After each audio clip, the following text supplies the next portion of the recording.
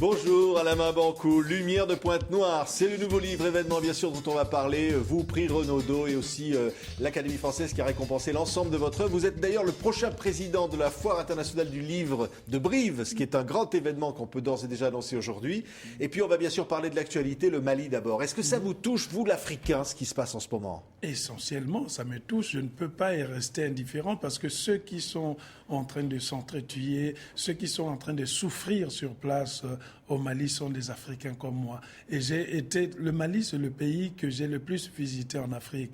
Nous avions à l'époque le festival Étonnants Voyageurs. J'y allais chaque fois. Je connais les jeunes qui sont des lecteurs, des jeunes qui sont des écrivains. Et quand je vois un pays comme celui-là, qui a des potentialités culturelles très immenses, tomber dans une certaine tragédie comme celle-là, ça me fait mal au cœur et j'y pense sans cesse, oui. Effectivement. Et vous dites que la France a raison d'être là-bas aujourd'hui? Je pense que la France a raison d'être là pour stopper cette hémorragie qui est là. On peut avoir des discours en disant oui, c'est du néocolonialisme, ainsi de suite. Mais lorsque la France n'intervient pas non plus, il y a toujours une situation où on se dit mais que fait l'Occident dans ce sens? Ce que je reproche, c'est peut-être aussi la lenteur de l'intervention des pays africains. Il faut que nous apprenions aussi à régler nos problèmes nous-mêmes. On ne le fait pas. On est assis dans ce que Césaire appelle l'attitude stérile du spectateur. Et là, c'est grave. Ça veut dire la solidarité des autres pays africains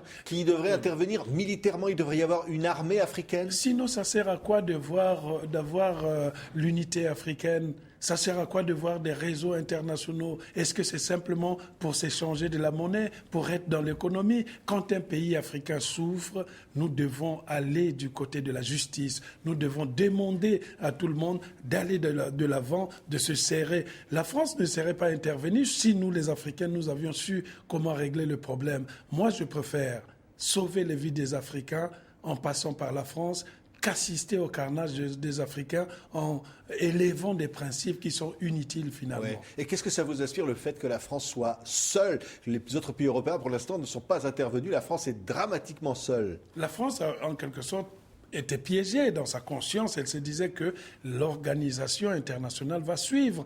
Mais pour l'instant, je peux même dire que les autres pays européens qui restent les bras croisés sont dans l'attitude des pays africains qui assistent aussi à ce qui se passe.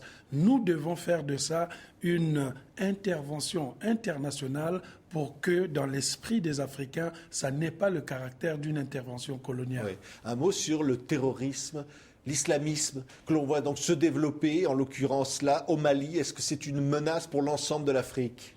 Une menace pour l'ensemble de l'Afrique. De toute façon, toute organisation qui s'en prend de façon aussi éhontée à des populations doit être repoussée, doit être combattue.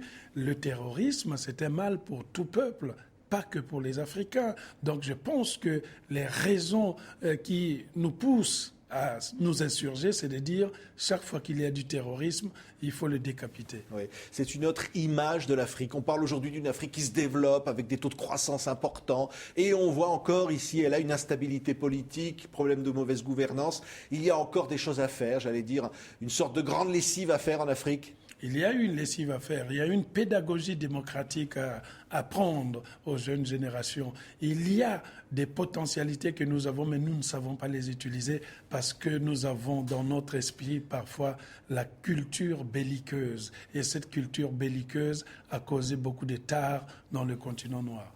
Qu'est-ce que c'est qu'être africain aujourd'hui? Alain Mabanckou, et on va parler bien sûr de votre livre, qui est un retour au pays natal, en quelque sorte à Pointe-Noire, donc votre terre natale, où vous revenez 23 ans après. Vous qui avez connu le succès, vous qui avez eu le prix Renaudot, le prix de l'Académie française, vous qui avez eu toute cette reconnaissance, qu'est-ce qui vous a poussé à retourner là-bas? Ce qui m'a poussé à retourner, parce que je suis toujours resté proche de l'Afrique. J'ai gardé la parole de ma mère, que j'ai consignée d'ailleurs dans ce livre. Elle m'avait toujours dit, quel que soit celui que tu vas devenir, il faut se souvenir de qui tu étais. Et elle avait la belle formule en disant, l'eau chaude, n'oublie jamais qu'elle a été froide. Quelle que soit l'ébullition, vous allez finir par la condensation et revenir. Et puis, le propre d'un zèbre, c'est d'avoir des zébrures. Oui. Bon, je vois mon costume, je me dis, ça colle d'ailleurs à l'image. Donc, moi, je pense essentiellement, il faut que je reste africain, que je m'exprime avec les tripes africaines. Mais je ne suis pas un Africain enfermé dans ma bulle. J'ouvre les fenêtres pour voir ce qui se passe dehors. Ce qui est bien pour mon continent, je le ramène chez moi. Ce qui est mauvais, je l'écarte. C'est ça. Être un Africain, c'est quelqu'un qui est fier de son continent, dans son ensemble, et c'est quelqu'un qui devient l'ambassadeur des cultures de son continent. Il y a tous ces petites Jean Grand Poupi, Yaya Gaston, tous ces personnages dont finalement vous allez vous inspirer, que vous retrouvez là-bas, sur cette terre congolaise. Je me suis retrouvé dans ma terre congolaise. Quand j'ai écrit Lumière de Pointe-Noire, c'est le seul livre dont j'ai l'impression que c'est la population africaine, donc congolaise, qui l'a écrit. Je suis rentré dans mon pays et j'ai laissé le bruit, j'ai laissé la fureur, j'ai laissé les personnages, j'ai décrit ce que je voyais, les mythologies, les fables, ce que l'Afrique a perdu, c'est-à-dire la croyance dans ces sortes de traditions qui fondent l'imaginaire d'un peuple. C'est ce que j'ai voulu condenser à l'intérieur de Lumière de Pointe-Noire. C'est une sorte de façon de remplir sa valise. Il faut remplir sa valise parce que ça sert à quoi de se promener avec une valise vide?